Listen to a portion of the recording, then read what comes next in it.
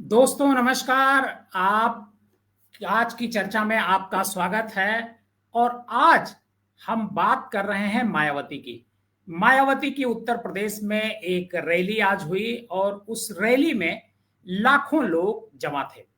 मायावती की इस रैली की खूब चर्चा कई कई दिनों से चल रही थी, लेकिन आज जिस तरीके से मायावती की रैली में भीड़ जुटी वो देखने लायक थी। लेकिन मायावती ने जिस तरीके से अपनी बात रखी वो थोड़ा पॉलिटिकल लोगों को समझ में नहीं आया। दरअसल मायावती ने आज समाजवादी पार्टी पर जम करके हमला बोला। मायावती ने समाजवादी पार्टी पर हमला बोला और योगी आदित्यनाथ भारतीय जनता पार्टी की तारीफ की। मायावती ने यह भी कहा कि 2027 में वो अकेले सरकार बनाएंगी। गठबंधन सरकारों पर उन्होंने खूब, एक तरीके से मैं कहूंगा कि उसकी मुखालफत की और कहा कि गठबंधन सरकारों का वक्त चला गया है। अब मायावती ने कैसे कहा मैं खुद नहीं समझ पाया, लेकिन आज इसी पर हमारी चर्चा है कि मायावती ने का जो बयान है, मायावती ने जो अकेले सरकार बनाने का 2027 में दावा किया है, जबकि आज की तारीख में उनके पास सिर्फ एक विधानसभा सीट है, 12.5% वोट है। लोकसभा में उनका परसेंटेज वोट शेयर 9% था। तो क्या मायावती 2027 में सरकार बना पाएंगी और उनके बातों के क्या हैं मायने? अखिलेश यादव की तारीफ, बीजेपी सॉरी अखिलेश यादव की आलोचना, बीजेपी की तारीफ। आज हमारे साथ एक बड़ा पैनल है। वरिष्ठ पत्रकार रामदत्त त्रिपाठी जी हैं, हमारे साथ कुमार भावेश चंद जी वरिष्ठ पत्रकार हैं, और वरिष्ठ पत्रकार हमारे साथ आज पहली बार इस चर्चा में जुड़े हैं अवनीश विद्यार्थी जी। आप इनको टेलीविजन पर अक्सर देखते रहते हैं। मैं सबसे पहले अवनीश विद्यार्थी जी, मैं आपके पास आता हूं कि आपने इस रैली को, मायावती की बातों को कैसे समझा है, कैसे देखा है? धन्यवाद देवकी जी। जो पूरी आज की रैली रही और जो भाषण उनका रहा, देखिए भाषण में दो ही चीज मुझे समझ में आई। सबसे खास तौर पर वो योगी जी पर नरम रही और अखिलेश जी पर गरम रही। हाँ। यही हेडलाइन है मेरी उनके उनके इस पूरी स्पीच को लेकर के, कि वो हम्म। योगी जी पर नरम रही और अखिलेश जी पर गरम रही। हम्म। जो कवायद है, जो बात आपने कही है, जो आंकड़े आपने अभी इंट्रो में ही बताए हैं, दरअसल सारी कवायद उसी आंकड़े की है कि जो 9%, 10%, 11% वोट बैंक के आसपास जो आंकड़ा रह जा रहा है, और लोकसभा के चुनाव और विधानसभा के चुनाव में 2-3% का अंतर मिल रहा है। विधानसभा के चुनाव में उनको 2-3% की बढ़त मिल रही है, लेकिन सीटों में कन्वर्जन नहीं हो रहा। अब सबसे बड़ी बात यह है कि ये सब जानते हैं कि अगर बीएसपी थोड़ा बढ़ी तो नुकसान अखिलेश यादव का होगा, लेकिन बीएसपी थोड़ा सा ज्यादा बढ़ी तो नुकसान बीजेपी का होगा। बीजेपी का होगा।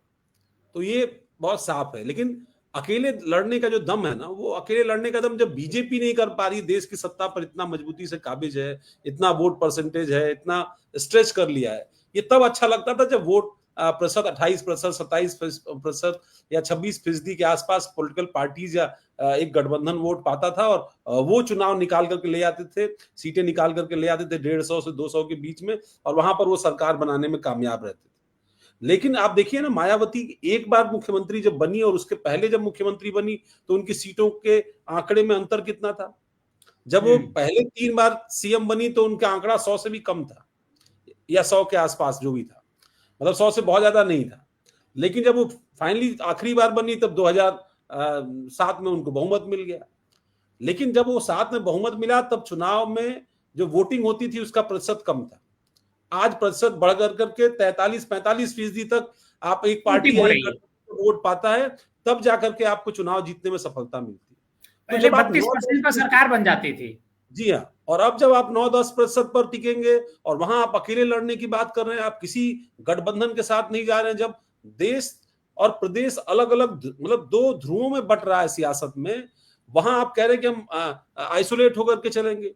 तो ये लगता है कि ये वोट बैंक को बचाने की, अपनी पॉलिटिकल वैल्यू बनाए रखने की, अपने मतदाताओं को बचाने की, बताने की कि पार्टी में अभी भी दमखम है, पार्टी अभी भी अपनी जगह पर कायम है, विचारधारा अभी भी कायम है, और हम लड़ेंगे। एक बार्गेनिंग पावर डेवलप करना चाहती है। मुझे लगता है, मुझे आज एक बहुत सीनियर व्यक्ति ने कहा कि आप बहुत हैरान मत होइएगा अगर ये चुनाव आखिरी दौर तक जाता है और कोई आपसे कहे कि बीएसपी जो है वो गठबंधन में चली गई बीजेपी के साथ। अब आज बड़ी रैली थी और उन्होंने बहुत सही बात कही कि आप ये मत सोचिएगा कि मुख्यमंत्री बनने के लिए जाएंगे।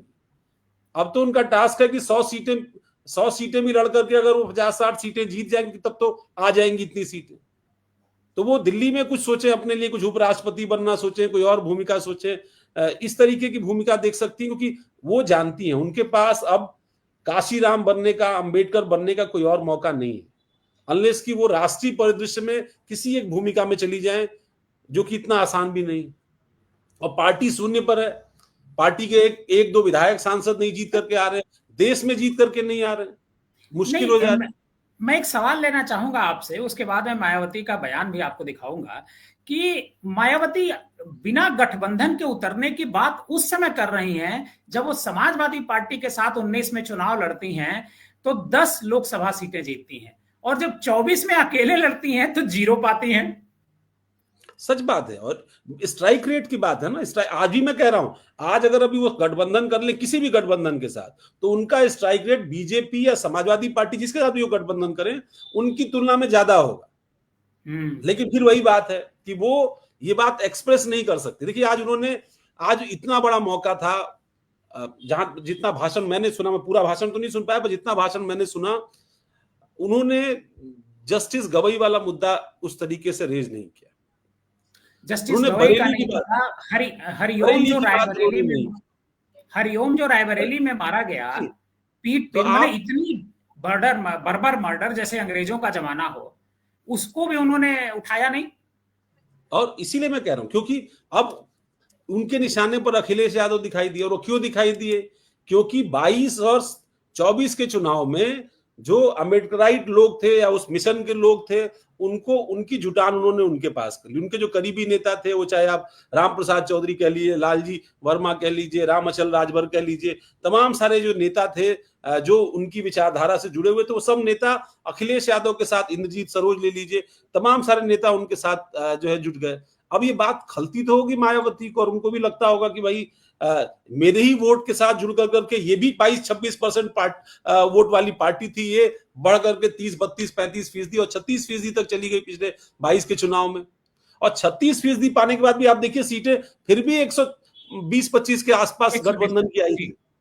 तो आप सोचिए कि आप 9%, 10% पर कौन से आइसोलेशन की कल्पना कर रहे हैं कि आप आइसोलेट होकर के अकेले आप जो है 2007 दोहरा देंगे?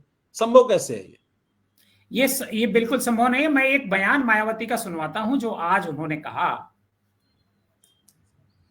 हमने यहाँ यूपी में पहली बार पूरे 5 साल के लिए अकेले ही अपनी पार्टी की पूर्ण बहुमत की सरकार बनाई थी, और इस दौरान हमने सर्व समाज के हित में काफी ऐतिहासिक कार्य किए थे। ऐसे में पार्टी द्वारा गठबंधन करके चुनाव लड़ने से या फिर गठबंधन की सरकार बनाने से भी यहाँ सर्व समाज में से खासकर गरीबों एवं बहुजन समाज के लोगों का सही से विकास व उत्थान आदि नहीं हो सकता है। इसलिए इस बार यहाँ यूपी विधानसभा के होने वाले आम चुनाव में अब तक के रहे अनुभवों के मुताबिक हमारी पार्टी ने सन 2007 की तरह ही अकेले चुनाव लड़ने का फैसला लिया। अकेले चुनाव लड़ने का फैसला लिया है, मायावती ने ये घोषित कर दिया आज जो है। मैं रामदत्त जी आपसे ये समझना चाहूंगा कि आखिर मायावती ने जो ये फैसला लिया है अकेले चुनाव लड़ने का, ये कितना उनको, क्या वो अगली बार कोई सीटें जीत पाएंगी? क्योंकि अभी तक का जो उनका ट्रैक रिकॉर्ड है अकेले लड़ने का 2007 के बाद, वो लगातार 0, कभी 1-2, मतलब 0 से 1 तक ही मामला पहुंच रहा है, इससे ऊपर नहीं पहुंच रहा है। देखिए, आपने 12 या 13% वोट की बात की, आप ये क्यों भूल जाते हैं कि उसके बाद वोट कितना उनका रह गया? लोकसभा लेटेस्ट तो आप 2024 कर लीजिए ना, और वो 9.5% है। हाँ, और उसके बाद जो उनकी लगातार निष्क्रियता या चुप्पी है, देखिए आज पूरे देश में, बल्कि देश के बाहर भी, आज जिस तरह से डेमोक्रेसी को लेके, लोकतंत्र को लेके, और देश में जिसको कह रहे हैं कि इलेक्टेड ऑटोक्रेसी चल रही है, तो डेमोक्रेसी की रक्षा के लिए मायावती ने क्या कोई आवाज उठाई है पिछले 4-5 सालों में? 3-4 साल, 5 साल, 10 साल में दलित मारे जा रहे हैं, बेरोजगार हो रहे हैं, आउटसोर्सिंग इतनी ज्यादा है, किसका नुकसान हो रहा है? पब्लिक सेक्टर यूनिट्स बंद हो रही हैं, किसका नुकसान हो रहा है? तो मेरा कहने का मतलब है, बेरोजगारी इतनी ज्यादा यूपी में बढ़ी हुई है, किसका नुकसान हो रहा है? किसानों का मुद्दा है, किसका नुकसान हो रहा है? तो देखिए, अगर आप वास्तव में अपोजिशन में हैं तो जो भी सरकार में होता है उसकी पॉलिसीज को लेके या जनता की समस्याएं आप उठाते हैं। तो मायावती ने तो कोई काम इस तरह का नहीं किया। अभी आपने रायबरेली की चर्चा की कि रायबरेली में एक दलित युवक की किस तरह से निर्मम हत्या हुई। दूसरा, आज इस मुद्दे पर उन्होंने कोई बात नहीं करी नहीं, और इस समय दलितों की रैली कर रही है। इस समय मैं गवई जी को केवल एक दलित के तौर पे नहीं देखता हूं। आज जो न्यायपालिका है, जो संविधान की रक्षक है, जो हमारे मौलिक अधिकारों की रक्षक है, ये जो सारा पॉलिटिकल प्रोसेस है, आज बिहार में जिस तरह से SIR करने के लिए स्पेशल इंटेंसिव जो रिवीजन करने के लिए जिस तरह से बीजेपी आमादा थी, और जिस तरह से वोटर लिस्ट में एक आरोप है कि भाई हेरा फेरी हो रही है, जिस तरह से चुनाव आयोग काम कर रहा है, तो ये बहुत सारे बड़े बड़े मुद्दे हैं। इन पर आखिर लोग जानना चाहते थे कि मायावती की क्या राय है। भाई, आपको हम सत्ता सौंप दें, ठीक है, आप अकेले बन जाइए मुख्यमंत्री, बट किस लिए? तो जो इसके पहले मायावती और कांशीराम का जो बहुजन का नारा होता था, उस चलते पहली बार, और चूंकि समाजवादी पार्टी के साथ गठबंधन हुआ था और उसमें दलित, OBC और माइनॉरिटी सब मिल के आए थे, तो पहली बार एक ताकत बन के BSP आई थी। अदरवाइज BSP की कितनी सीटें आती थी? अकेले लड़ती थी तो कितनी, 8, 10, 12 जी। यही तो बिजनौर के शेख साहब और सब, ये सब जो है। फिर मायावती ने अपने लीडरशिप बनाए रखने के लिए बाकी सारे लीडर्स के, जो भी दलित OBC थे, सबके पर कतर दिए, सबको उठा के बाहर कर दिया, क्योंकि अभी उनका जो लक्ष्य है वो अपने भाई और भतीजे को इस्टेब्लिश करना है। और इस अभी फिलहाल चूंकि मायावती के टिकट की वैल्यू खत्म हो गई थी, उनका शेयर प्राइस 0 हो गया था, तो अभी तो उनका पहला काम है, शक्ति प्रदर्शन किया है उन्होंने कि भाई आओ आओ मेरे, मतलब ये इतनी भीड़ इसलिए आई थी कि उनकी टिकट की वैल्यू बढ़ जाए। भाई, भीड़ लाई गई थी और भीड़ लाने में प्रशासन ने पूरी मदद की थी। आप, ऐसा नहीं है कि देखिए, अगर आज योगी सरकार का जो काम करने का तरीका है, जिस तरह से पुलिस स्टेट है, उत्तर प्रदेश पुलिस स्टेट है, तमाम जगह पुलिस का जो रवैया है कि भाई सरकार विरोध में अगर कोई, लखनऊ में लड़के, जो बेरोजगार लड़के या टीचर्स या कोई भी जरा सा कुछ करना चाहते हैं, तो जिस तरह से उनकी तोड़ाई होती है, जिस तरह से उन पर लाठी चलती है, तो आप क्या समझते हैं? अगर मायावती का बारे में सरकार का ये, सरकार की समझ ये होती कि भाई ये कोई ऐसा काम करेंगे जिससे हमारा नुकसान हो, तो आज मायावती जी की इस भीड़ को यहाँ आने दिया गया होता? भाई 25 किलोमीटर दूर बाराबंकी में बसें रोक देते, या जिले में, अगर ये समाजवादी पार्टी करती तो शायद नहीं होता। हर जिले में RTO जो है वो परमिट चेक करता, पेट्रोल नहीं मिलता, दरोगा रोकता।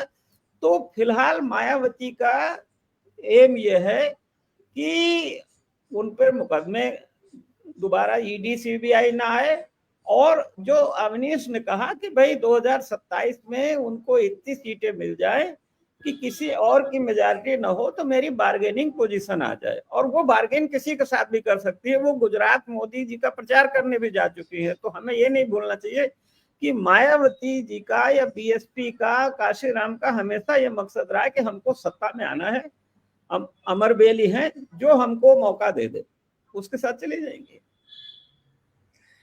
अब मैं भवेश जी, मैं आपसे 2 बातें समझना चाहूंगा इस पूरी चर्चा में आपको शामिल करते हुए। जो अवनीश जी ने कहा और रामदत्त जी ने भी कहा कि भाई जस्टिस गवई दलित हैं, उन पर सुप्रीम कोर्ट में एक एडवोकेट की तरफ से जूता फेंका जाता है।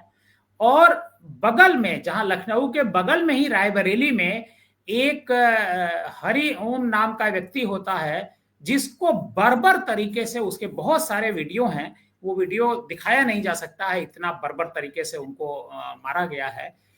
इन दोनों मुद्दों को, ये दोनों मामले दलितों से जुड़े हुए हैं और दलितों की ही मैक्सिमम इसमें मुझे लगता है भागीदारी रही है आज की रैली में। और कहा जाए, भले सर्व समाज की बात की जाए, लेकिन दलितों की ही सबसे ज्यादा भागीदारी रही है।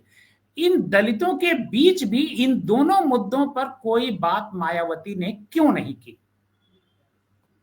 देखिए, मायावती का भाषण में लगभग पूरा सुना। 1 मिनट, 1 घंटा 4-5 मिनट उनका भाषण पूरा समय था।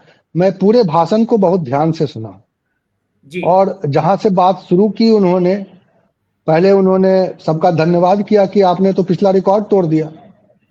आज जो रैली आई है, ये पिछली रैली से ज्यादा बड़ी रैली है।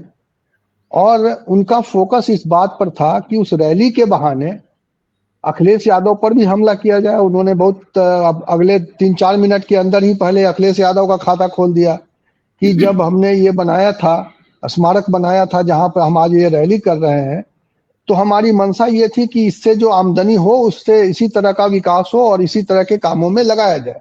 लेकिन ये सरकार, जो अभी मौजूदा सरकार है, ये हमारी बात मान रही है, अखिलेश यानी योगी आदित्यनाथ की सरकार, और इसका उन्होंने धन्यवाद भी किया।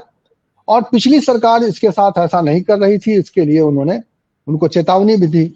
और ये सवाल भी पूछा कि अब जब सत्ता में नहीं होते हैं तब आपको पीडीए याद आता है। ये भी पूछा अखिलेश यादव से कि कांसी राम को लेकर आप बड़े, उनकी पुण्यतिथि को लेकर बड़े उत्साहित थे, तो आपको ये सब क्यों याद आता है जब आप सत्ता में नहीं होते हैं। और दूसरी बात कि वो 2007 का एक नैरेटिव लेके शुरू से चल रही थी कि 2007 में हमने ये किया, हमने इस तरह से बाजी मारी, हमारे बूथ लेवल पर हमारे कार्यकर्ता सक्रिय थे। हमें फिर वही दोहराना, हमें एक बार फिर से अकेले जाना है चुनाव के मैदान में। और हम अगर उसी ताकत से किसी के भ्रमजाल में नहीं फंसेंगे, सोशल मीडिया के प्रभाव में नहीं आएंगे, तो हम ये गेम कर सकते हैं, हम ये 2007 को दोहरा सकते हैं। वो अपने भाषण के 2-3 हिस्से में इस बात पर बहुत फोकस किया। और जो रामदत्त जी कह रहे हैं कि ये जो पूरी रैली हुई, इस रैली को ऐसे नहीं देखना चाहिए कि 1 मिनट, कोई फोन आ रहा, मैं काट जी। मैं तो इस रैली सवाल में थोड़ा ऐड कर दूं कि भाई जी, ये जो गवई साहब पे हमला हुआ, वो सनातन धर्म के रक्षा पे हुआ और उन्होंने सारे सनातनियों का आह्वान किया और वो छुट्टा घूम रहा है वो आदमी। आप कल्पना कर सकते हैं कि किसी जी, और जी, जी, जी, बिल्कुल होता तो छुट्टा घूमता इस तरह से जी। बिल्कुल। देखिए क्या है कि अभी जो समस्याएं हैं देश के सामने, उन्होंने, ट्रंप ने टैरिफ बढ़ा दिया, उसकी बात तो की, दुनिया में किस तरह का राजनीतिक परिवर्तन हो रहे हैं, दुनिया भर में किस तरह की चीजें हो रही हैं, उस पर भी थोड़ी चर्चा की। लेकिन उनका इस विषय पर ना आना या रायबरेली की घटना का जिक्र ना करना, या उत्तर प्रदेश में और भी बहुत सारे दलितों के ऊपर अत्याचार हुए उसकी चर्चा न करना, मुसलमानों की बहुत ज्यादा बात ना करना, मुस्लिम जो उनका एक बड़ा कोर वोटर रहा है, दलित के अलावा मुस्लिम भी उनका कोर वोटर रहा है, उन्होंने मुस्लिमों के बारे में कोई बहुत ज्यादा बात नहीं की। तो अब उनकी जो विचारधारा है या उनका जो एक राजनीतिक झुकाव, रुझान दिखाई दे रहा है, उसमें साफ तौर पर वही दिखाई दे रहा है। रामदत्त जी सही कह रहे हैं कि इस रैली को होने दिया गया, कामयाब होने दिया गया, इसलिए क्योंकि अब ये जो मौजूदा सत्ताधारी पार्टी है वो चाहती है कि ये लड़ाई जो चुनावों में, 2 चुनावों में जो लड़ाई 2 पक्षीय हो गया था, वो असली में त्रिपक्षीय हो जाए। उत्तर प्रदेश में भी होने लग जाए कि 3 ताकतें हैं, तो वो एक ताकत को उभार कर, यानी बीजेपी की बी टीम को आप कह सकते हैं। आजकल जो है जिस नैरेटिव जिस तरह से चलता है कि बीजेपी, हाँ, उस नैरेटिव पर जाने की कोशिश है कि मायावती बहुत कमजोर हो गई है, उनकी बहुत शानदार रैली हो जाएगी और शानदार रैली से ये मैसेज बनेगा। मैं अभी रामदत्त जी के साथ चर्चा में था और मैंने सवाल पूछा कि ये रैली तो, मैं 1 मिनट यहाँ बीच में एक काउंटर क्वेश्चन ले रहा हूँ। ये बात तो मैं सोशल मीडिया पे मैं देख रहा हूँ, जितने भी पोस्ट पड़े हुए हैं मायावती से संबंधित, वो सारे लोग बीजेपी की बी टीम उनको बता रहे हैं। देखिए क्या बीच में इसलिए कर रहे हैं ना कि अब मायावती का वो एग्रेशन जो है दिखाई नहीं दे रहा सत्ताधारी पार्टी के प्रति। उन्होंने बीच में रेफरेंस में केंद्र सरकार को लेके आई, कांग्रेस की बात की उन्होंने। राहुल गांधी जो संविधान की कॉपी ले लेके जो उसको कहा कि उन्होंने नाटक करते हैं, उस नाटक से संविधान का भला नहीं होगा। बाबा साहब अम्बेडकर ने तो हमें वो संविधान दिया है, हम उसको जिंदा रखने का काम हम ही कर सकते हैं और इसीलिए हम अलग नहीं लड़ेंगे। उन्होंने ये भी कहा कि हम 3 बार हमने मिलजुल के सरकार बनाई, लेकिन तीनों बार हमारी सरकार ने कार्यकाल पूरा नहीं किया। लेकिन क्यों नहीं पूरा किया, किस लिए नहीं पूरा कर सकी, ये सब तो हम लोग जानते हैं, है ना। तो उसकी तो ये सारी बातें करते हुए वो एक अपने वोटरों के ऊपर एक तरह का प्रभाव बनाने की कोशिश कर रही हैं। और वो सही कह रहे हैं रामदत्त जी कि वो एक अपनी ताकत इस तरह के दिखाना चाहती हैं, जैसे उत्तर प्रदेश में वो 250 सीटों पर जो है मजबूती से लड़ते हुए दिखाई दें। और इसके लिए निश्चित रूप से एक परिस्थिति बनाने की कोशिश की जाएगी और इसके लिए निश्चित रूप से उनको सत्ताधारी पार्टी उनकी मदद करेगा। और आज की रैली को आप देख लीजिए, आप बिहार से रिलेट कर सकते हैं। प्रशांत किशोर एक रैली करना चाहते थे गांधी मैदान में पदयात्रा के आखिर में, अब उन्होंने 2 साल 2.5 साल तो रैली बिहार में होने नहीं दी गई। यही भारतीय जनता पार्टी के समर्थित वहां पे सरकार चल रही है। किस तरीके से उस रैली को ना होने दिया गया और योगी आदित्यनाथ जी जिस तरह का तेवर रखते हैं, जिस तरह से अभी बयान उनके आ रहे हैं, क्या अगर वो चाह लेती वो सरकार तो रैली हो पाती इनकी इतनी बड़ी? बिल्कुल नहीं हो जिसको पाती। कि पिछली अखिलेश यादव के मुद्दे पर आऊं, क्योंकि बड़ा हमले उन्होंने किया अखिलेश यादव को लेकर के, और मैं इस पर उनका पहले एक वीडियो दिखाता हूं। आपका इतना ही आदर सम्मान था तो जब यूपी में मेरी सरकार थी तो मेरी सरकार ने अलीगढ़ मंडल में कासगंज के नाम से अलग से जिला बनाया। उस जिले का नाम मान्यवर श्री कांशीराम जी नगर के नाम से रखा था। लेकिन जैसे ही समाजवादी पार्टी पावर में आई उन्होंने नाम बदल दिया। मान्यवर श्री कांशीराम जी के नाम पर हमने कॉलेज, यूनिवर्सिटी, अनेकों संस्थानों के नाम रखे, अनेकों संस्थानों के नाम रखे, जनहित की योजनाएं शुरू की। सारी के सारी समाज अधिकांश जो बड़ी बड़ी योजनाएं थी वो सभी के सभी इन्होंने बंद कर दी समाजवादी पार्टी की सरकार ने। जब ये सत्ता में रहते हैं ना इनको पीडीए याद आता है और ना पीडीए के जो संत गुरु और महापुरुष है वो भी याद नहीं आते हैं। जब ये सत्ता से बाहर हो जाते हैं तब इनको हमारे संत गुरु और महापुरुष याद आते हैं। तो ऐसे दोगले लोगों से आप लोगों को बहुत ही सावधान रहने की जरूरत है। बहुत ही खराब शब्द इस्तेमाल किया मायावती ने अखिलेश यादव के बारे में। इस पर अखिलेश यादव की पार्टी, समाजवादी पार्टी के प्रवक्ता हैं दीपक रंजन, उनका एक छोटा सा बयान है, मैं वो प्ले करता हूं, उसके बाद मैं अवनीश जी के पास आता हूं।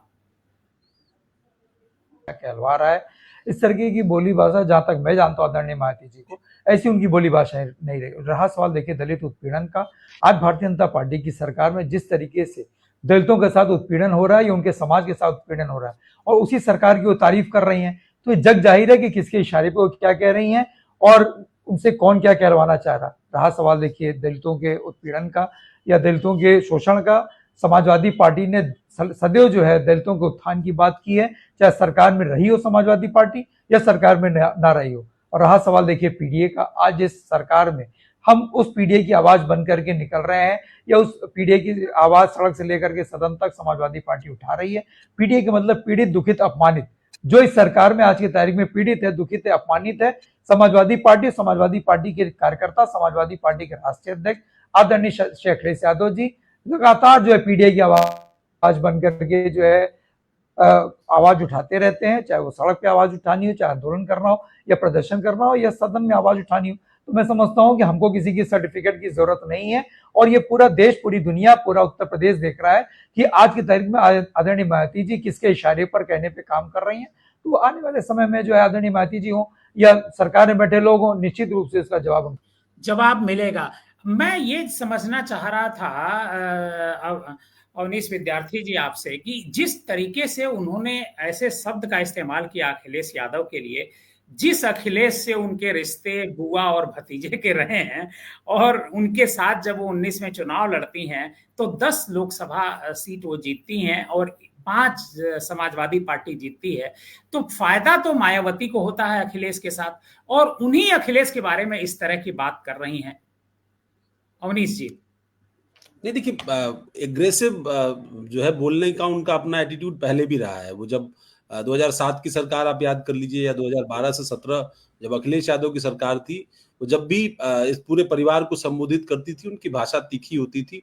अब उसके पीछे कुछ लोग कहते हैं वो गेस्ट हाउस कांड की टीज थी, ये तमाम सारी चीजें थी, लेकिन फिर वही बात है कि जब 2019 में आप साथ आ गए, बुआ भतीजे हो गए, मंच साझा कर लिया, मुलायम सिंह यादव के साथ भी मंच साझा कर लिया, अखिलेश के साथ भी कर लिया, डिम्पल यादव ने तो आशीर्वाद भी लिया उनका, तो तमाम राजनीतिक परिस्थितियों के बावजूद ये सारी चीजें हुई। बोलने का तरीका या बोलने की शैली उनकी अपनी रही है, और मुझे लगता है अखिलेश पर वो जितना, उनको ये लगता है कि जितना तीखा वो निशाना साधेंगी, उनका जो मतदाता है, जो शेड्यूल कास्ट मतदाता है, वो इंटैक्ट होकर के उनके साथ जुड़ेगा, क्योंकि ग्राउंड जीरो पर जो स्थिति होती है उसमें कई अलग अलग कास्ट कॉम्बिनेशंस की एक कहीं ना कहीं ठनी रही है, ये हमने देखा है पहले भी, और इसीलिए बहुत बार ये कहा गया कि गठबंधन ग्राउंड पर बहुत काम नहीं कर सकता। वो 19 के गठबंधन में भी हमने देखा कि तमाम सारे आंकड़े पक्ष में थे गठबंधन के, लेकिन जब नतीजे सामने आए तो दिखाई पड़ा कि कार्यकर्ताओं का तालमेल, पार्टी का तालमेल, वोटर का तालमेल नहीं था, और उसका खामियाजा भुगतना पड़ा। तो इसीलिए अखिलेश यादव को वो स्ट्रेटजी बदलनी पड़ी, और इस विचारधारा से जुड़े हुए लोगों को वो 22 से पहले अपने साथ लेकर के आए, और फिर 24 के चुनाव में उन्होंने स्ट्रेटेजिकली बहुत सारे इस विचारधारा से जुड़े हुए लोगों को या उनके परिवार के लोगों को चुनाव मैदान में भी उतारा। अब जब इस तरह की, देखिए, इस तरह की भाषा का काउंटर, इस तरह की भाषा राजनीति में नहीं हो सकती है, किसी डिबेट में हो सकती है कि आप ये भाषा दें और पलट करके आप शिवपाल यादव जी को बिठा दीजिए, वो पलट करके आपको जवाब दे देंगे। अखिलेश यादव जवाब नहीं देंगे, वो उनकी भाषा नहीं है, वो शायद उस तरीके से। आप देखिए ना, आजम खान कैसे बोल रहे थे कि मतलब अकेले आना है, और पहले वो कितना उन्होंने नाराजगी दिखाई, वो बूटा बूटा पत्ता पत्ता गाना भी सब गा लिए, सारा कुछ कर लिया, लेकिन अखिलेश ने जेस्चर दिखाए रखा, और वो उनको जो करना है वो पॉलिटिकली अपने पिता की तरह कर, 2 चीज उन्होंने ली अपने पिता से वो, और उसमें वो एक चीज ये भी है कि वो मिल करके आए, और उन्होंने उनको 2 शायरी में जो है बांध दिया, लेकिन राजनीति वो अपने तरीके से ही करेंगे, वो किसी आजम खान या उससे जो है बहुत ज्यादा दबाव में नहीं आ सकते, मुझे जहां तक समझ में उनकी पॉलिटिक्स आई हुई है। अब इस मुद्दे पर भी वो बहुत ज्यादा रिएक्ट करेंगे मुझे नहीं लगता है। उल्टे ये मैं जो देख पा रहा हूं कि बहुत जगह वो तस्वीर आ गई जहां वो सॉल मायावती को उड़ा रहे हैं, तो अब इससे क्या होगा? जो एग्रेशन आप दलित मतदाता के मन में अखिलेश यादव के लिए लाना चाहते हैं, जब ये वीडियो वो देखेगा तो कम से कम वो हो सकता है कि अखिलेश यादव के प्रति बहुत नरम ना हो, लेकिन कम से कम गर्म भी नहीं हो। हाँ, बिल्कुल आप सही कह रहे हैं। लेकिन जो चीजें, जो अचीवमेंट थी, जो भावेश जी भी कह रहे थे, जो अचीवमेंट थी, आपने ये रैली की, इस रैली में आप जब भी आप विपक्ष में, तो आप सरकार के खिलाफ बोलेंगे ना, आप दिल्ली की सरकार के खिलाफ नहीं बोलेंगे, आप लखनऊ की सरकार के खिलाफ नहीं बोलेंगे, आप उन मुद्दों को नहीं उठाएंगे जो रिसेंट टाइम में दलितों से जुड़े हुए मुद्दे रहे, जिसको एड्रेस कर रहे हैं आप जब उनकी बात नहीं करेंगे, वो आपस वही मॉन्यूमेंट्स, वही सियासत, वही सारी बातें होने लगेंगी, तो फिर उसके साथ उनके भ्रष्टाचार की भी बात होगी, उसके साथ उससे जुड़ी हुई जो अब नौकरशाही उत्तर प्रदेश की रही, वो किस तरीके से काम की, उसकी भी बात होगी, और वो आज किस तरह काम कर रहे हैं। ये आइडिया दरअसल क्या है? ये आइडिया मुझे भी समझ में आता है कुछ नौकरशाहों का है कि बीएसपी को थोड़ा सा ऑक्सीजन दिया जाए, मतलब उसको पुश किया जाए। हाँ, लेकिन ये आइडिया दिल्ली का अगर है तो इसमें ज्यादा पुश करने की बात होगी, और ये आइडिया अगर लखनऊ का है तो ये थोड़ा पुश करने की बात होगी, क्योंकि ज्यादा अभी थोड़ा ही मामला है लग रहा है। नहीं, मुझे जो जानकारी है ये मामला बड़ा है, और दृष्टिकोण भी बड़ा है, चाहत भी बड़ी है, क्योंकि देखिए इस एक तीर से कई निशाने। लेकिन रामदत्त जी ने जो कहा कि 2027 में हो सकता है बीजेपी के साथ वो खड़ी नजर आए, नहीं, मैंने वो पोस्ट चुनाव इलेक्शन वो प्री पोल अलायंस हुई जरूरी नहीं है, पोस्ट पोल अलायंस की भी बात मुझे बात लगता है। नहीं की मैंने अच्छा, पोस्ट पोल की बात की। मैं अखिलेश यादव ने मायावती को लेकर के क्या कहा है, मायावती ने जो बयान दिया है, मैं अभी आ गया है, अभी आया है, मैं कहिए तो मैं सुनवा दूं। सुनाइए इरशाद। शेर ने कह दिया, अगर प्रतिमा किसी ने उनकी खुद की लगाई तो मैंने लगवाई, और हालांकि on the floor of house जब उस समय बहुजन समाज पार्टी के लीडर ऑपोजिशन या उस समय जो सवाल उठते थे मेंटेनेंस को लेकर के, रखरखाव को लेकर के, ऑन रिकॉर्ड आप लोग चेक कर सकते हैं, ऑन रिकॉर्ड, कि समाजवादी पार्टी की सरकार में पूरा का पूरा मेंटेनेंस और रखरखाव के लिए एलडीए को निर्देश दिए गए थे। और यहां तक जब एक दिन मैंने देखा, जब मैं एयरपोर्ट जा रहा था, कि यहां पर खजूर के पेड़ सूख गए हैं। जो खजूर के पेड़ लगे थे बाउंड्री पर और अंदर वो सूख रहे हैं, और कई पेड़ सूख गए हैं उसके अंदर। तो उन पेड़ों को बदल करके अच्छे पेड़ों को लगाने का काम, जिसमें वाशिंगटोनिया और एक पेड़ क्रोसिया, आप देख लेना, जब आप राइट टर्न मारेंगे एयरपोर्ट के लिए तो राइट टर्न पर सभी पेड़ खजूर के सूख गए थे। जितने पेड़ लगे वो क्रोसिया के लगे, और जहां जहां पेड़ सूख गए थे वहां क्रोसिया के लगे होंगे, और अभी फ्लावरिंग देख रहे होंगे, या फिर हो सकता है 15-20 दिन बाद आप उन पेड़ों पर फ्लावरिंग देखेंगे। और वो ऐसे ट्रीज हैं कि पत्तियां गिर जाती हैं और केवल फूल रह जाते हैं। और सदन में on the floor of house मैंने कहा था कि उनके फूलों का रंग भी पिंक है। तो मेंटेनेंस के साथ साथ पेड़ों का रखरखाव, और अगर पूरा आज चारों तरफ देखोगे, मूलश्री के पेड़ लगाना, कैजरोनिया का पेड़ लगाना, कचनार के पेड़ लगाना, उसके अंदर कचनार के पेड़ लगे हैं, क्रोसिया के पेड़ लगवाए, मूलश्री के और पेड़ बढ़वा दिए, जो पीपल सूख गए थे उनको और लगवा दिया। सच्चाई तो यह है, पत्थरों का रंग आज भी अगर आप देखोगे, अगर भारतीय जनता पार्टी ने सही तरीके से रखरखाव किया होता तो पत्थरों का रंग काला नहीं होता। आज देख, ये अखिलेश यादव का बयान अभी आया है, तो मैंने कहा, चूंकि मायावती जी का बयान आ चुका था, तो मैंने कहा अखिलेश यादव जी का बयान सबको सुनवा दिया जाए, दर्शकों का। अब बताइए रामदत्त जी, इस पर आपकी क्या प्रतिक्रिया है कि अखिलेश यादव को लेकर के उन्होंने जो आरोप लगाए और अखिलेश यादव ने उसका जवाब तुरंत दिया।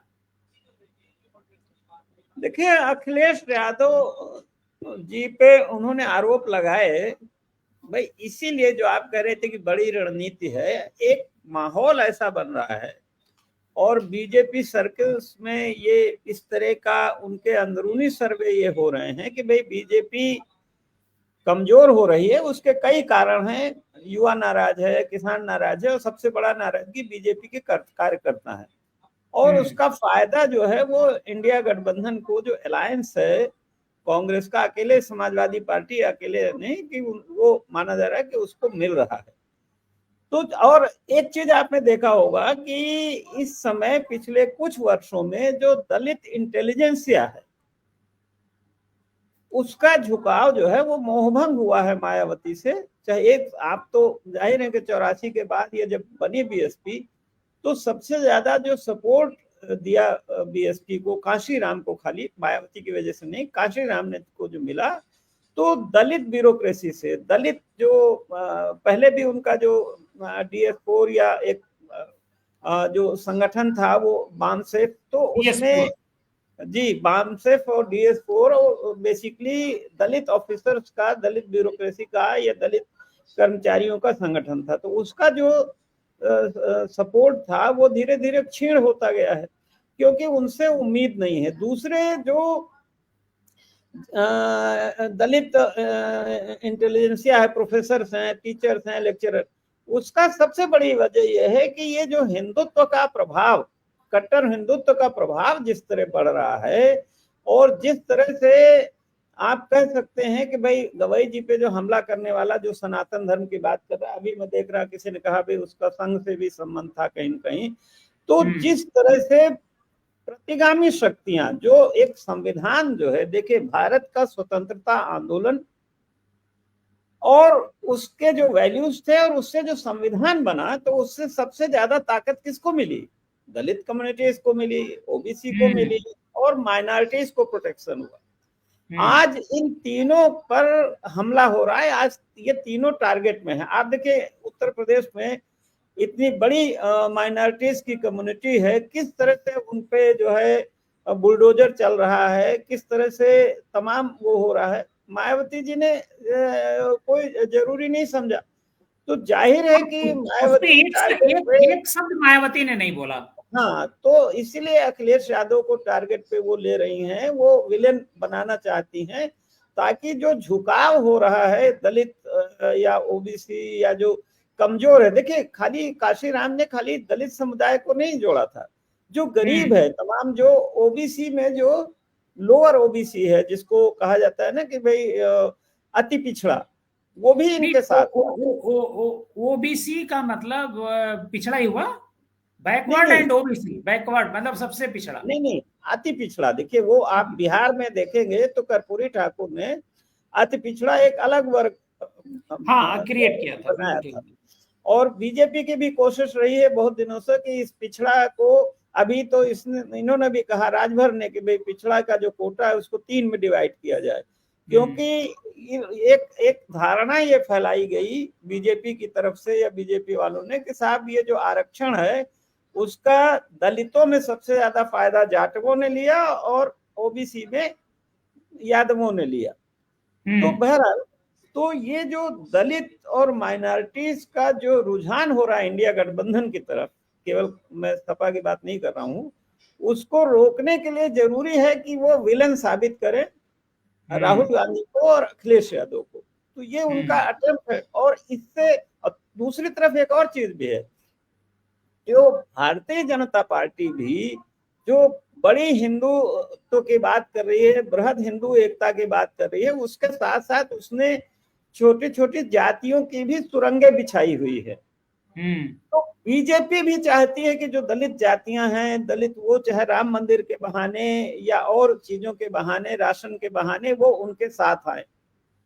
तो फिलहाल लेकिन बीजेपी का जो एजेंडा है, काम करने का जो तरीका है योगी जी का, मोदी जी का, उससे बहुत ज्यादा आकर्षण बन नहीं पा रहा है, उनकी तरफ नहीं बन पा रहा, क्योंकि नहीं बन पा रहा है। हमारे मुख्यमंत्री जी हफ्ते में 3 बार या तो बनारस जाते हैं या गोरखपुर जाते हैं या अयोध्या जाते हैं या मथुरा जाते हैं। तो वो एक प्रतीक हो गया है भगवा मनुवाद का। तो जाहिर है कि वो आइडियोलॉजिकली वो सपा या कांग्रेस की तरफ जा रहा है, तो उसको रोकना उनका तो मैं रामदत्त जी आपको रोकना चाहूंगा, थोड़ा सा वक्त कम है, हम रुक गए सर। भावेश जी से मैं कमेंट लेना चाहूंगा कि आखिर ये जो अखिलेश यादव पर उन्होंने हमला बोला और बीजेपी से नजदीकी बनाई, इसका क्या अर्थ हम लोग निकालें या पब्लिक इसको किस नजरिए से देखे? देखिए, अभी रामदत्त जी ने एक बात की ओर इशारा किया, ये जो पोलराइजेशन जो दलितों का हो रहा है, ये दूसरी धारा की तरफ जो जा रहा है उनसे निराश होकर, उसको एक्चुअली फिर से बाइफरकेट करना, उसको फिर से तोड़ना है। जिस दिन ये खबर आई थी कि आकाश आनंद बिहार जाएंगे और बिहार में बसपा जो है सभी सीटों पर चुनाव लड़ेगी, तो मैं समझ गया था कि जी, तो आप समझ लीजिए कि बिहार जैसे प्रदेश में पहले भी बसपा वहां लड़ी है चुनाव और वहां जीती भी है, बसपा ने वहां चुनाव जीता भी है, लेकिन ये पूरे प्रदेश में एक साथ चुनाव लड़ना और उसके लिए वहां पर बिहार जाना और आकाश आनंद को उसका प्रभारी नियुक्त किया जाने की जो खबर थी, वो अपने आप में एक सिंबॉलिक थी कि कोई उत्तर देश में केंद्र में बैठी हुई ताकत जो है बसपा को ये ताकत दे रही है, अधिकार दे रही है। हम लोग बात कर रहे थे कि भाई बसपा को उड़ने नहीं दिया जा रहा है, क्योंकि उसके पंख जो है पकड़े हुए हैं केंद्र सरकार ने, कि ज्यादा उड़ोगे तो हम तुमको इस तरह के जाल में फंसा देंगे। और इसीलिए आपने देखा कि उत्तर प्रदेश के 2-3 चुनावों में उसकी क्या परिणति हुई, किस तरह से उसने फैसले लिए, किस तरह से उसके अपने सारे लोग चलते चले गए। तो एक बार उसी ताकत से बसपा जो है एक तीसरी ताकत बनने की कोशिश कर रही है। लेकिन उत्तर प्रदेश में ठीक है, ये अच्छी खासी भीड़ जुट गई थी और अच्छी संख्या, अच्छी रैली कह सकते हैं इसको, लेकिन इसको वोटों में ट्रांसलेट करना इतना आसान नहीं होगा। वो इसलिए क्योंकि बसपा का जो संगठन है वो छिन्न भिन्न हो चुका है। बसपा का जो कैडर था, एक जो नेतृत्व था, जो कांसीराम ने एक जो खड़ा किया था, बड़ी एक कतार खड़ी की थी। सिर्फ मायावती तो चूंकि मुख्यमंत्री बनी इसलिए सबको लगता है कि उन्होंने मायावती को क्रिएट किया, लेकिन उसके अलावा उन्होंने एक जो गैलेक्सी जो दलित सोच के लोगों को जो आगे बढ़ाया था, वो सब लोग तो अब मायावती से निराश होकर वो दूसरी तरफ में जा चुके हैं। बहुत सारे लोग तो अखिलेश यादव के पास चले गए हैं। तो और उसके बारे में मायावती ने कहा कि सब बिकाऊ लोग हैं। आज उन्होंने अपने भाषण में उनको कहा कि ये सब जो है बिकाऊ लोग इस दलितों का कल्याण नहीं कर सकते, इसलिए हम लोग को मिलजुल कर 2007 वाली परिस्थिति पैदा करनी है और एकदम बूथ लेवल पर हमको फाइट करना है और मैं अपनी ओर से तैयार हूं, आप बताइए तैयार हैं कि नहीं। इस तरह की बात उन्होंने की। तो मुझे नहीं लगता है कि ये कुछ जो एक कोशिश हो रही है बीजेपी की बी टीम बनने की, इसको थोड़ा और डिस्क्लोज करना पड़ेगा मायावती को। जैसे उन्होंने केंद्र सरकार पर हमला तो किया कि मुझे जो है मेरे ऊपर तमाम फर्जी मुकदमे लगाकर मेरा चरित्र हनन किया गया, मुझे मेरे परिवार को फंसाया गया, ये सारी बातें की, लेकिन वो सब वेग था। और अखिलेश यादव पर और राहुल गांधी पर अटैक एकदम सीधा सीधा था। उन्होंने इमरजेंसी की चर्चा की। आज ऐसा नहीं है कि इमरजेंसी की चर्चा की। राहुल गांधी जो अपना संविधान की लाल वाली किताब लेकर जो अपने भाषण देते हैं उस पर तंज था उनका। तो वो ये सब है। अब मुझे नहीं लगता है कि उत्तर प्रदेश की राजनीति में इसका, लेकिन ये है कि एक बड़ी शुरुआत कर रही है और आगे हमें वॉच करना चाहिए कि क्या उत्तर प्रदेश की जो है राजनीति पिछले 10 सालों में बदली है, कहीं से उसका कोई तार पकड़ के मायावती कुछ हासिल कर सकती है कि नहीं कर सकती है। आज के इस कार्यक्रम के बाद उस पर नजर होनी चाहिए कि क्या बसपा अपने आप को रिवाइव करने के लिए बहुत तेजी से काम करेगी, कोई संगठन का स्ट्रक्चर जो है, कुछ लोग फिर से खड़े होंगे, और क्या जो उन्होंने सर्वजन, बहुजन के नहीं सर्वजन की जो बात की है, और आज उन्होंने आकाश आनंद का परिचय कराया, उन्होंने अपने भाई आनंद कुमार को मंच पर बैठाया और मंच पर उनका परिचय कराया कि उनको उपाध्यक्ष बना दिया गया है और वो बहुत अच्छा काम कर रहे हैं, वो पार्टी के प्रबंधन देख रहे हैं, पार्टी का हिसाब किताब रख रहे हैं। उसके बाद सतीश मिश्रा का परिचय कराया गया कि सतीश मिश्रा जो है वह महासचिव हैं और वो बहुत अच्छा काम कर रहे हैं। उनके बेटे का परिचय कराया गया और एकमात्र विधायक उमाशंकर सिंह का परिचय कराया गया। तो इस तरह से एक कोशिश कर रही है मायावती और बसपा। देखना यह है कि उत्तर प्रदेश में उनकी ये कोशिश को जमीन पर कितना समर्थन मिलता है और संगठन के स्तर पर इस बसपा और क्या करती है। लेकिन ये अंतिम सवाल आपसे छोटा सा जवाब मैं चाहूंगा कि मायावती ने कहा कि हम अकेले लड़ेंगे। क्या इस गठबंधन की जो पॉलिटिक्स आज की तारीख में चल रही है पूरे देश में, मैं ये बात कहूंगा कि भारतीय जनता पार्टी एक तरफ गठबंधन चला रही है, दूसरी तरफ इंडिया गठबंधन चला रहा है। ऐसे में मायावती कहीं मुझे टिकती हुई, क्या बिना गठबंधन के कहीं टिकती हुई नजर आएंगी? छोटा सा जवाब। बिल्कुल, देखिए बिल्कुल नहीं। वो जो एक फिलॉसफी है कि हम अकेले ही कामयाब हुए हैं, 2007 में हुए तो, लेकिन 2007 से आज की राजनीति बहुत बदल चुकी है। तब बीजेपी काफी कमजोर थी। बिल्कुल, तब बीजेपी कमजोर थी और तब की हालात कुछ और थे। आज ये जो दो गठबंधन है, इन्हीं दोनों गठबंधनों में कोई अपना भविष्य तला सकता है। देखिए छोटे छोटे दल जो मायावती की तरह इतने सशक्त भी नहीं है, जमीन पर काम नहीं कर रहे हैं, वो अपने अपने क्षेत्र में, इलाके में कुछ लोगों के कल्याण किए हैं उन्होंने, कुछ समुदाय, कुछ समाज से जुड़े हैं, तो आज सत्ताधारी पार्टी के साथ हैं। कुछ ऐसे ही लोग अखिलेश यादव के साथ हैं। तो आज जो राजनीति हो गई है वो दो ध्रुवीय, उसमें तीसरा कौन बनने की कोशिश करना मायावती का एक फॉल्स नैरेटिव है और इस नैरेटिव को मुझे नहीं लगता जमीन से समर्थन नहीं मिल पाएगा। बहुत अच्छी बात आपने कही कि ये फॉल्स नैरेटिव है और आज की चर्चा को हम यहीं विराम देते हैं। और मायावती जो एकला चलो की राह चल रही हैं, इस चर्चा से यही निकल करके आया कि ये एक फॉल्स नैरेटिव है। अगर उनको 2027 में कुछ सीटें जीतनी है और सत्ता में शामिल होना है तो इसके लिए उनको किसी न किसी से गठबंधन करना पड़ेगा। वैसे मायावती अपनी बातों से पलटती भी रहती हैं, क्योंकि इससे पहले में वो कह चुकी हैं कि मैं अकेले चुनाव लड़ूंगी, लेकिन समाजवादी पार्टी के साथ गठबंधन तो है महोदय, गठबंधन तो है, वो दिखाई नहीं दे रहा ऊपर से।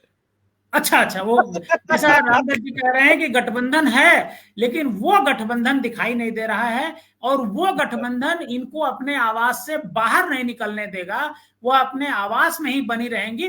विधायक एक ही जीतेगा, उमाशंकर सिंह, इसके अलावा कोई जीतने की संभावना नहीं है 2027 में भी। लॉयल्टी भी योगी जी के साथ है। आप सभी का इस चर्चा में शामिल होने के लिए बहुत बहुत धन्यवाद। रामदत्त जी आपका भी, और भवेश जी आपका भी, और अवनीश विद्यार्थी जो है आज पहली बार हमारे साथ जुड़े थे, वो क्विट कर गए हैं, उनका भी बहुत बहुत धन्यवाद। कल हम फिर 2:30 बजे एक नए विषय को लेकर के हम चर्चा करेंगे, जो सबसे करंट इश्यू होगा उस दिन का। बाकी तो आप चर्चा टीवी पर रात में देखते हैं, लेकिन हमारी चर्चा 2:30 बजे आप इसे टीवी पर देखिए। बहुत बहुत धन्यवाद।